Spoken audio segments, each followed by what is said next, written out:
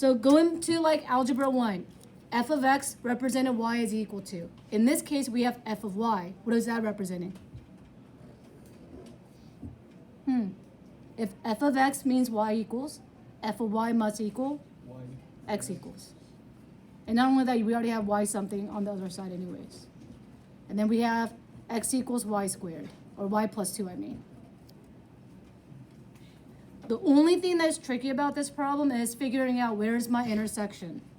So just by looking at this, is this with respect to x or with respect to y? To y, because everything is in terms of y. So let's write out with respect to y. Because I need to figure out where's my lower bound and upper bound, we need to go ahead and set these equal to each other. Because back in algebra 1, when you had two equations and you set them equal to each other, that's where we knew the solution, right? Where they cross each other. So we have y squared is equal to y plus 2. And then we want to go ahead and solve for 0. Y squared minus y minus 2 is equal to 0. Let's factor.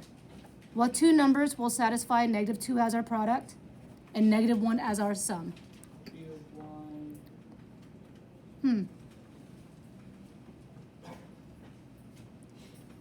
What would multiply to get to negative 2 and add to get negative 1? Negative 2 and 1. Thank you. So that means our solution, or it's going to cross out y equals 2 and y equals negative 1. Now to plot anything, don't I need to find the x-coordinate as well? Yeah?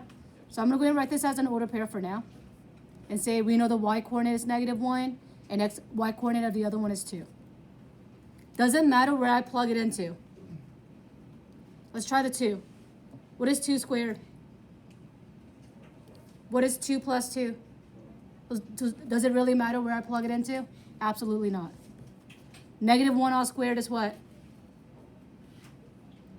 1. Or negative 1 plus 2 is still 1. So let's go ahead and make our coordinate. It's going to cross out 4, 2. And my figure may not be perfect.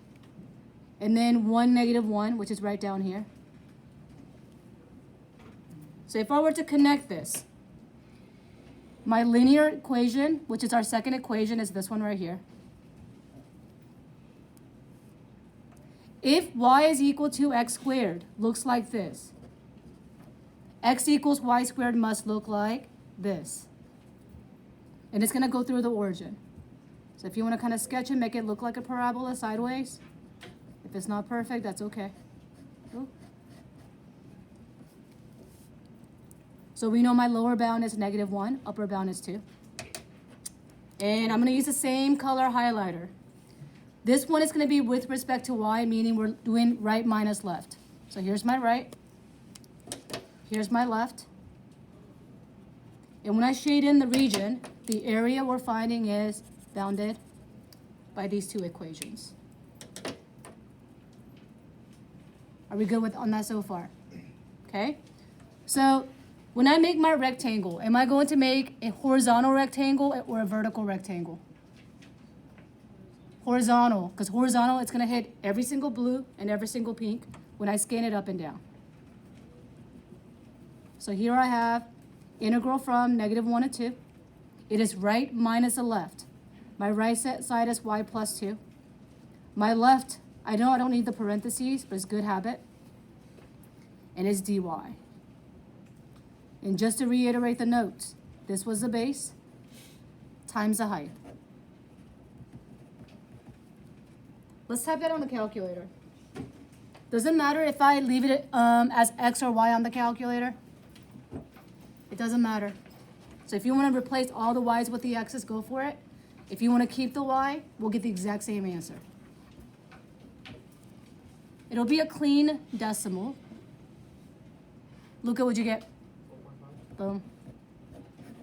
So on your homework, I need all the work, not just the final answer. It means nothing.